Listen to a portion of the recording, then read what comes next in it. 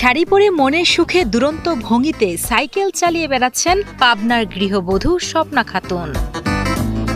Cycle চালানোই যেন তার নেশা, পেশা আর ধ্যান জ্ঞান। শাড়ি পরে গৃহবধূর এমন সাইকেল চালানো দেখে স্থানীয়রা তাকে ডাকেন চাটমোহরের সাইকেল রানী বলে। শুধু তাই নয়, নিজের ইচ্ছে মতো গান লিখে নিজেই সুর দেন এই নারী। আমি যখন পাবনায় থাকি তুমি থাকো ঢাকা। চালাতে আমার ভালো লাগে, সাইকেল আমার বেশি পছন্দ। আর আমার মতো কেউ সাইকেল চালাতে পারবে না। তোরে কত ভালোবাসি জানে তোরে বাবা মা, তাদের বলছি আপনার মেয়ে ছাড়াই আমি বাঁচবো না। অভাব অনটনের সংসারে মাত্র 14 বছর বয়সেই বিয়ে হয় পাবনার চাটমোহর উপজেলার বাহাদুরপুর গ্রামের বাসিন্দা স্বপ্না খাতুনের। তাদের সংসারে রয়েছে 2 সন্তান। কিন্তু হঠাৎ স্বামী মানসিক রোগে আক্রান্ত হয়ে পড়লে সন্তানদের নিয়ে বাবার বাড়ি ফিরে আসতে হয় স্বপ্নাকে।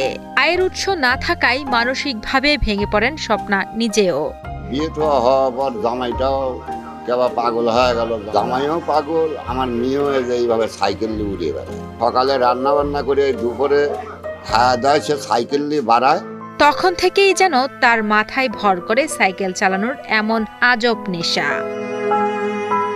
বাইসাইকেল চালিয়ে যেন তার নিজের সব দুঃখ কষ্ট ভুলে থাকেন এই নারী। সামর্থ্য না থাকলেও চেষ্টা করেন অসহায়দের পাশে দাঁড়াতে। মানুষকে সাহায্য করতে ভালো লাগে, কিন্তু বাবা ভাইয়ের থেকে চাইলে তো লোকের জন্য এত দিবে না। তো নিজের টাকা হলে খরচ যতই করলাম এটা কেউ জানলো না যে কত টাকা খরচ করলাম। ব্যবসা করার ইচ্ছে, আমরা গান লেখি, এটা নিয়ে কাজ করার ইচ্ছে। স্থানীয়রা জানান স্বপ্না ভালো মনের একজন মানুষ। শাড়ি পরে তার এমন সাইকেল চালানো দেখতে ভালো লাগলেও স্বামীর মতো তিনি নিজেও মানসিকভাবে পুরোপুরি সুস্থ নন। সব সময় ছিল তো আমার সাথে ভাই জিন আছে, আমার দেখে সব যত রকম গাড়ি আছে সাইকেল দেখে ভয় পায়। খুব উপকার করে, আর যাকে খুবই খারাপ বুদ্ধি দেয় না, ও যাকে বুদ্ধি দেয় তাকে ভালো বুদ্ধি দেয়। স্বপ্না মেয়েটা খুব ভালো মনে করেন। ও সাইকেল চালায় হচ্ছে গান বেড়ায়, মেয়ে মানুষ সাইকেল চালায় বেড়ায়, সবাই অবাক হয়ে যায়। রাস্তাঘাটে দেখলি পরে পরিচিত হয়ে গেছে। মানসিক ভাবে এই সমস্যা একটু আছে, হ্যাঁ এইটুকাই, তাছাড়া আর কিছুই নাই। খুবই ভালো।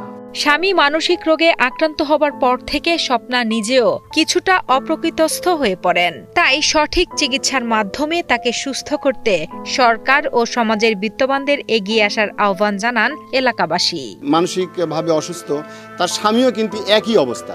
একটা সময় তারা সুস্থ ছিল, কিন্তু স্বামী স্ত্রী একই সময় একইভাবে তারা কিভাবে অসুস্থ হয়ে গেল, এই বিষয়টা আসলে বিধাতা ভালো জানে।